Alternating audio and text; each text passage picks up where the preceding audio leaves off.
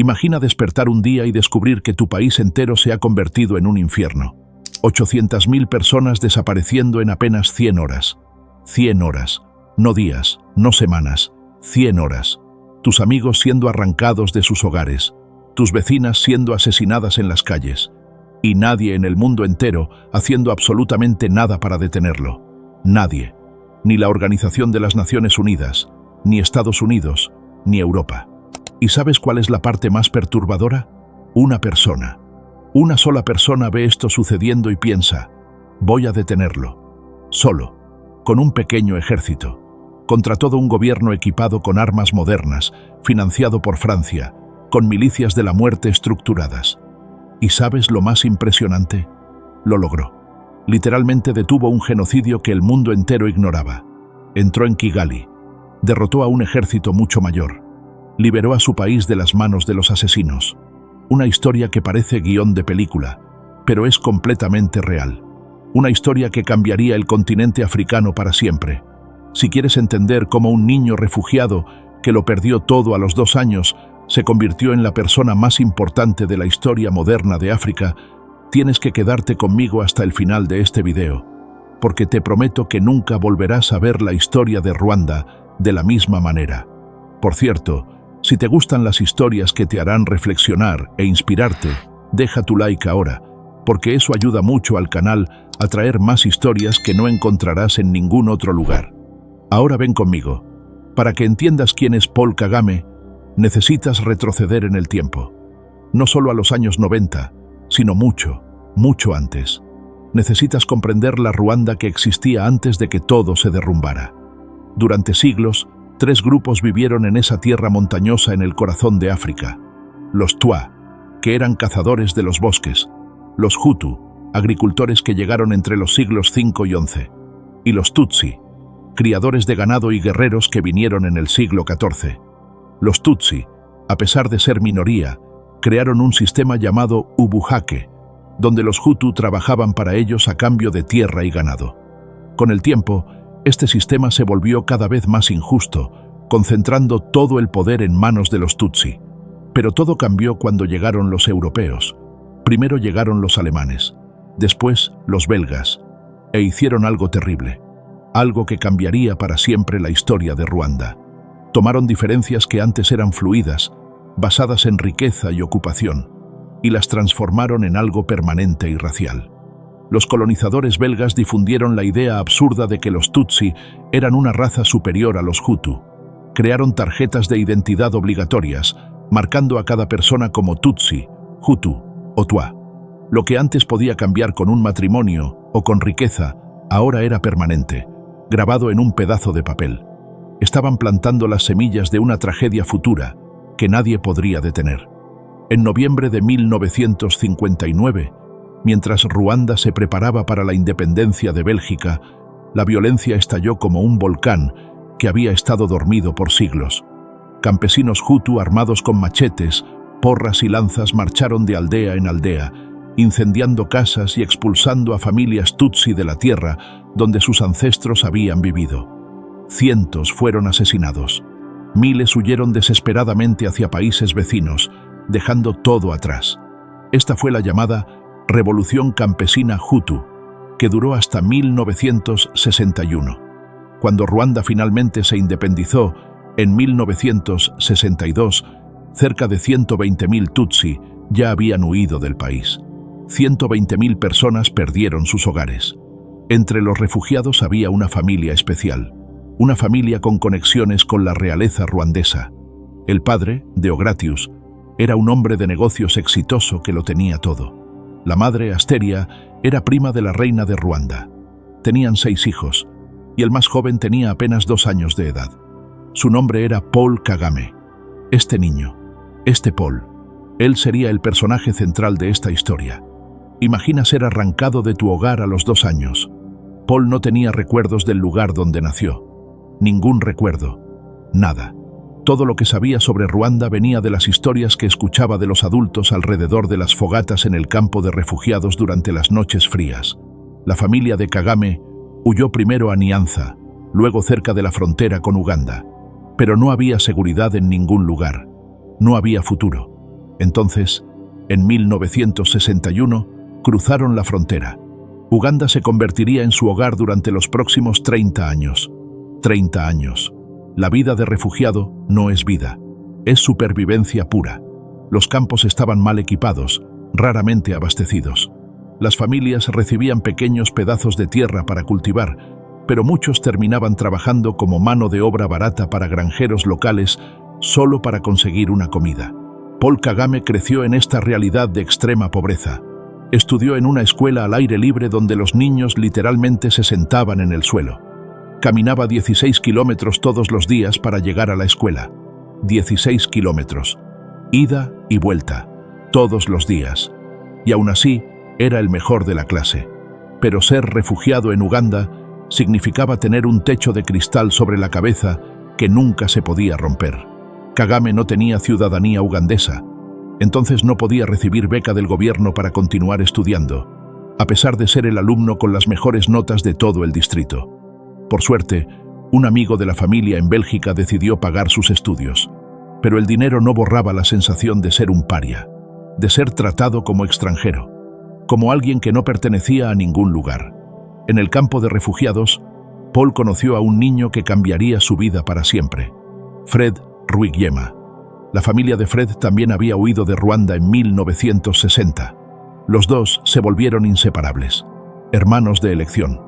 Juntos, escuchaban las historias de los mayores sobre la tierra perdida. Juntos, comenzaron a soñar con lo imposible. Un día volver a Ruanda y recuperar todo lo que habían perdido. Pero la vida tenía otros planes. Cuando Paul tenía 15 años, su padre murió. Casi al mismo tiempo, Fred desapareció sin avisar. El chico callado y estudioso que siempre sacaba las mejores notas comenzó a cambiar. Empezó a irritarse. Comenzó a pelear en la escuela, especialmente cuando otros estudiantes insultaban a los refugiados ruandeses. Fue expulsado y tuvo que terminar los estudios en otra escuela, sin distinción. Después de graduarse, Kagame intentó encontrar oportunidades, pero las puertas estaban cerradas. Era inteligente, dedicado, pero era refugiado, sin país, sin futuro, sin esperanza. Fue entonces que comenzó un viaje de autodescubrimiento. En 1977, a los 20 años, consiguió documentos de viaje y visitó Ruanda por primera vez desde que era bebé. Cruzó la frontera legalmente, pero escondió quién era realmente. Si las autoridades descubrían que venía de una familia tutsi con conexiones reales, viviendo en campos de refugiados en Uganda, podría ser muy peligroso, muy peligroso. Kagame caminó por las calles de Kigali durante la noche, observando todo, viendo cómo el país estaba dividido, viendo cómo los tutsis eran tratados como ciudadanos de segunda clase, y la rabia dentro de él creció. Pero también creció otra cosa: fascinación por la estrategia, por la inteligencia, por la revolución. Leía novelas de espionaje, admiraba al Che Guevara. Se estaba preparando para algo, incluso sin saber exactamente qué. Y entonces, Fred reapareció. Pero ya no era el mismo niño del campo de refugiados. Fred se había unido a un grupo rebelde en Uganda, liderado por un hombre llamado Yoweri Museveni, un hombre que estaba luchando para derrocar al brutal dictador Idi Amin. Fred se había convertido en soldado, un guerrero de verdad, y tenía una propuesta para Paul. Ven a luchar con nosotros, únete a nosotros y vamos a cambiar la historia. En 1981, Paul Kagame y Fred Rwigema se unieron al Ejército de Resistencia Nacional de Museveni. Eran apenas 27 guerrilleros al principio. Uganda se sumergió en una guerra civil sangrienta. Durante 5 años, Kagame luchó en las sombras. Su especialidad era inteligencia. No era el soldado más fuerte ni el más carismático, pero era el más estratégico, el más observador. Aprendía a leer el terreno, a leer a las personas, a leer la guerra como un libro. En 1986, Museveni venció y asumió el poder en Uganda. Kagame ascendió en la jerarquía, convirtiéndose en jefe de inteligencia militar. Pero su mente nunca salió de Ruanda. Junto con Fred y otros refugiados ruandeses que habían luchado por Uganda, comenzó a hacerse la pregunta obvia: si logramos liberar Uganda, ¿por qué no podemos hacer lo mismo en Ruanda? En 1987, Formaron el Frente Patriótico Ruandés, la FPR. Fred se convirtió en presidente de la organización. Kagame era uno de los líderes principales. Los dos eran opuestos que se complementaban perfectamente. Fred era carismático, adorado, un constructor de consenso. Paul era serio, meticuloso, implacable. Algunos decían que los adultos se quedaban callados cuando Kagame entraba en la sala. Mientras Fred inspiraba lealtad a través del carisma, Kagame la conquistaba a través del respeto, a veces por el miedo. Pero en 1989, presiones políticas llevaron a Museveni a remover tanto a Kagame como a Fred de sus puestos.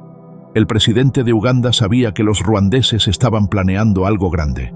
Entonces mandó a Kagame lejos, a Estados Unidos, para estudiar estrategia militar en Fort Leavenworth, Kansas. Museveni esperaba que, con Kagame ausente, los planes de invasión fueran cancelados.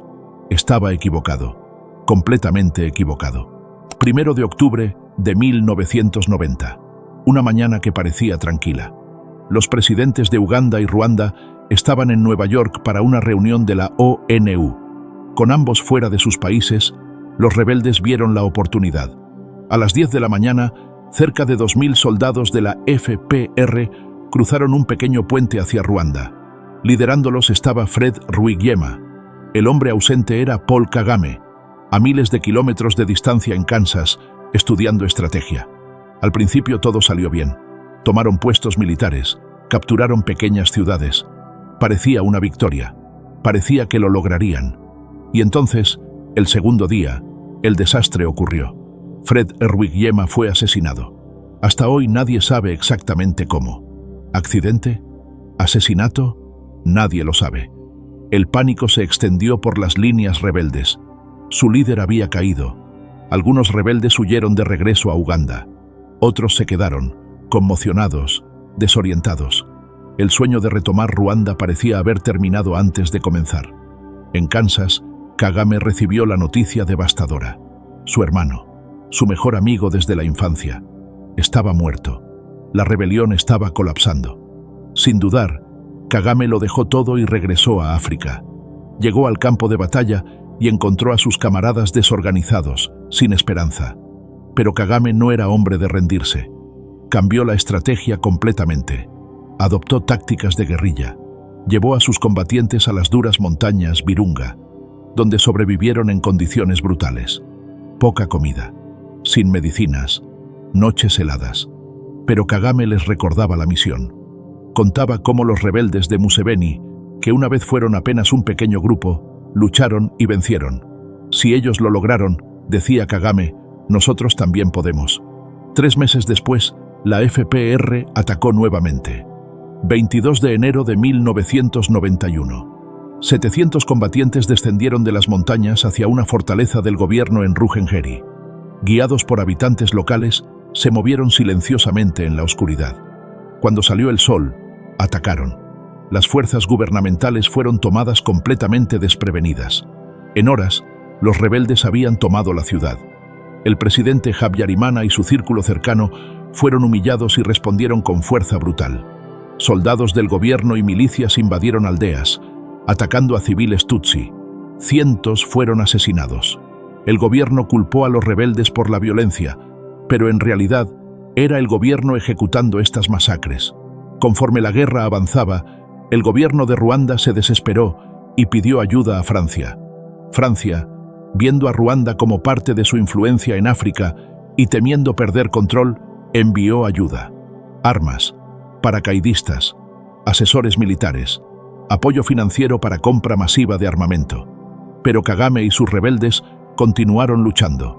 Más personas se unieron a ellos, incluyendo algunos políticos Hutu que le dieron la espalda al gobierno. La FPR los recibió, demostrando que no estaban luchando solo por los Tutsi, sino por todos los ruandeses que creían en un país mejor. En junio de 1992, con la guerra civil continuando, Paul Kagame declaró un alto al fuego y acordó reunirse con el gobierno ruandés en Arusha, Tanzania, para conversaciones de paz. Eran momentos tensos, enemigos amargos ahora sentados en la misma mesa, intentando construir un gobierno juntos. 13 meses después, En agosto de 1993 firmaron los Acuerdos de Arusha. El acuerdo prometía un gobierno compartido, poder igual entre los rebeldes y el partido gobernante, y el retorno de los refugiados. Parecía que Ruanda finalmente tenía una oportunidad de paz, una oportunidad real de reconstruir. Pero no todos querían la paz. El CDR, el partido Hutu radical que había pasado años difundiendo miedo y odio contra los Tutsi, fue dejado completamente fuera del nuevo gobierno. Y por eso se enfurecieron y juraron venganza. Tan pronto como se firmaron los acuerdos, el CDR contraatacó, convocando un levantamiento nacional y etiquetando a cualquiera que apoyara el acuerdo de paz como traidor. Disturbios estallaron por Kigali. Durante 6 días, militantes recorrieron las calles cantando consignas de muerte y matando a cientos de Tutsi. Mientras las calles ardían, la élite gobernante de Ruanda intensificó la guerra creando una estación de radio llamada Poder Hutu. Esta radio, a partir de mediados de 1993, difundió discursos llenos de odio contra los Tutsi, pidiendo su exterminio total. A pesar de todo esto, el mundo exterior ignoró todas las señales de advertencia. Estados Unidos incluso calificó su relación con Ruanda como excelente y afirmó que no había evidencia de abusos sistemáticos de derechos humanos. Estaban completamente equivocados. A inicios de 1994, asesinatos políticos, disturbios y ataques violentos se convirtieron en sucesos diarios. Bloqueos aparecieron por todo el país. Las transmisiones de la radio del odio se volvieron más extremas. En los meses y semanas antes del genocidio, el gobierno recibió cientos de miles de cargamentos desde China. Desconocido por el público general, los cargamentos contenían machetes, hachas y otras armas disfrazadas de herramientas agrícolas. Pronto, había suficientes machetes para armar a cada tercer hombre adulto del país. Había inquietud en el aire. Todos sentían que algo horrible estaba por suceder. Y entonces sucedió. 6 de abril de 1994. El presidente Habyarimana voló a Dar es Salaam, en Tanzania, para una reunión con líderes regionales. Esa noche, mientras volaba de regreso a Ruanda en su avión, 2 misiles cortaron los cielos. Impactaron el avión cuando se acercaba al aeropuerto. Explotó en el aire y cayó en llamas. Nadie sabe con certeza quién disparó esos misiles. Algunos culparon a Kagame y sus combatientes. Otros dijeron que fueron líderes Hutu que consideraban a Habyarimana demasiado débil para detener el proceso de paz. Pero al final no importaba, porque lo que sucedió a continuación se convertiría en una de las peores tragedias de la historia. En menos de una hora, bloqueos aparecieron por toda Kigali. El genocidio había comenzado. Conforme la noticia de la muerte de Habyarimana se propagó, la estación de radio del odio entró en modo extremo. Los Tutsi mataron a nuestro presidente, anunciaron. Ahora es la hora de terminar con las cucarachas Tutsi, dijo el presentador. La matanza comenzó casi inmediatamente. Multitudes vagaban por las calles con machetes y armas, buscando a cualquiera con una tarjeta de identidad que los marcara como Tutsi. Familias fueron arrancadas de sus hogares. Mujeres y niños no fueron perdonados. En las primeras 24 horas, 6.000 personas fueron asesinadas. En los 3 días siguientes, el número subió a 20.000. En las siguientes 100 horas, 800.000. Paul Kagame había esperado por la paz, pero ahora, viendo el genocidio desarrollarse ante sus ojos, se dio cuenta de que había solo una opción: contraatacar. Advirtió a las Naciones Unidas que si las muertes no se detenían, ordenaría a sus soldados atacar la capital, Kigali. Incluso se ofreció para trabajar con las fuerzas de paz de la ONU para detener las masacres, pero su oferta fue ignorada. Nadie respondió. Nadie ayudó. Kagame y sus combatientes lucharon valientemente e incansablemente para retomar Ruanda y detener el genocidio. Se movieron rápido, atacando fuerzas del gobierno y avanzando hacia Kigali. En junio, la mitad de su ejército estaba rodeando Kigali.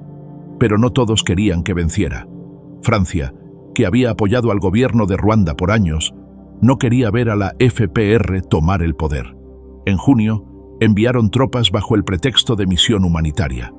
Pero su objetivo real era proteger a las fuerzas gubernamentales que estaban ejecutando la masacre.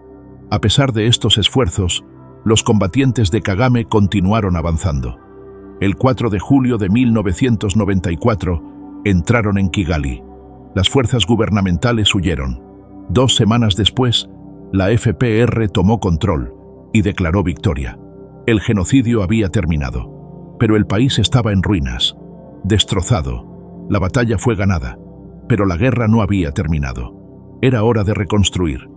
Paul Kagame, ahora con 36 años, se convirtió en ministro de Defensa y vicepresidente. Pasteur Bizimungu, un Hutu, fue nombrado presidente para dar la impresión de un gobierno equilibrado. Pero el poder real permaneció con Kagame y el Frente Patriótico Ruandés. El nuevo gobierno enfrentaba desafíos enormes. El país estaba quebrado. Al mismo tiempo, el ejército ruandés derrotado y las milicias habían escapado al Zaire, hoy República Democrática del Congo, y se estaban preparando para contraatacar. Kagame, ahora encargado de defender Ruanda, tuvo que actuar rápidamente. Primero, pidió a la ONU que desarmara los campos y los moviera lejos de la frontera, pero nada se hizo. Estados Unidos bloqueó los esfuerzos para controlar los campos. Esto dejó a Kagame frustrado. Tendría que lidiar con la amenaza solo. En 1996, Kagame decidió tomar las cosas en sus propias manos. Lanzó una campaña militar para destruir los campos y traer a los refugiados de regreso a Ruanda. También tenía como objetivo derrocar al líder del Zaire, Mobutu Sese Seko, quien había apoyado a los genocidas. Trabajando con el presidente de Uganda, Yoweri Museveni, Kagame ayudó a rebeldes liderados por Laurent Désiré Kabila a marchar por el país. Más de 1 millón de refugiados regresaron a casa. Pero los métodos de Kagame atrajeron críticas. Conforme Kagame comenzaba a enfrentar a sus primeros críticos reales, descubrió que su influencia estaba comenzando a disminuir. En 1998, Kabila le dio la espalda a sus aliados ruandeses y los expulsó. Kagame, furioso, apoyó una nueva rebelión e invadió el Congo nuevamente. La guerra fue mucho mayor esta vez, pero sus acciones en el Congo generaron indignación internacional. En el año 2000, el presidente Bizimungu renunció y Kagame se convirtió en presidente. Kagame había entrado en modo dictador completo. Periodistas que cuestionaban el liderazgo de Kagame eran arrestados o desaparecían. La oposición política fue sistemáticamente eliminada. Su principal contrincante en 2003, Faustin Twagiramungu, fue intimidado hasta abandonar el país. Victoire Ingabire, quien regresó del exilio para desafiarlo en 2010, fue arrestada bajo acusaciones de ideología genocida. Líderes de la oposición comenzaron a desaparecer. André Kagwa Rwizereka fue encontrado muerto, su cuerpo casi decapitado. Jean-Léonard Rugambach, un periodista que investigaba este asesinato, fue baleado frente a su propia casa. Incluso aquellos que huyeron no estaban seguros. En Sudáfrica, Patrick Karegeya, un ex jefe de inteligencia, fue encontrado estrangulado en una habitación de hotel. Su aliado cercano, General Kayumba Nyamwasa, sobrevivió múltiples intentos de asesinato. En 2015, se realizó un referéndum constitucional con una aprobación sospechosa del 88%, permitiendo que Kagame se postulara nuevamente. En 2017, Kagame ganó el 99% de los votos. Un resultado absurdo incluso para estándares autoritarios. Diane Rwigara, una joven empresaria, intentó competir contra él. Fue arrestada bajo acusaciones fabricadas. Su madre y hermanas también fueron detenidas. En 2021, Cassien Ntamuhanga, un reportero, desapareció en Mozambique, presuntamente secuestrado por agentes ruandeses. Yvonne Idamang, una youtuber que criticó a Kagame, fue sentenciada a 15 años de prisión. Hasta antiguos aliados no estaban seguros. Paul Rusesabagina, el héroe de la película Hotel Ruanda, fue secuestrado desde Dubái en 2020 y encarcelado bajo acusaciones de terrorismo. Pero la influencia de Kagame no era solo en casa. Se estaba entrometiendo en los asuntos de otros países, especialmente su vecino gigante, la República Democrática del Congo. Por más de una década, Kagame fue acusado de apoyar milicias en el Congo, alimentando una crisis que costó miles de vidas. La participación de Ruanda era sobre minerales y control. En 2004, Laurent Nkunda, un general tutsi congoleño, se separó del ejército congoleño y formó un grupo rebelde. Investigaciones de las Naciones Unidas expusieron los lazos profundos de este grupo con el régimen de Kagame. Los combatientes lanzaron ataques mortales en el este del Congo, matando civiles y tomando áreas ricas en minerales.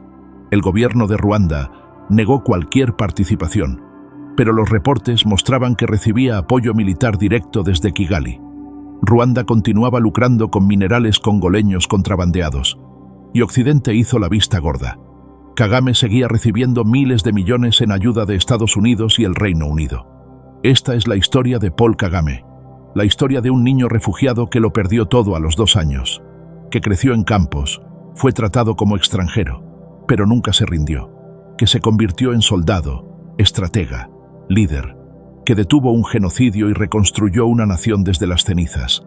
Pero también es la historia de un hombre que consolidó poder absoluto, que silencia a sus oponentes, que invade países vecinos, que controla cada aspecto de la vida en Ruanda. Algunos lo ven como héroe, otros como dictador. La verdad, probablemente, está en algún lugar en el medio. Paul Kagame es ambos, el salvador y el opresor, el visionario y el autoritario. Su historia nos muestra que no siempre las cosas son blanco y negro, que un héroe puede convertirse en villano, y que el poder absoluto corrompe absolutamente.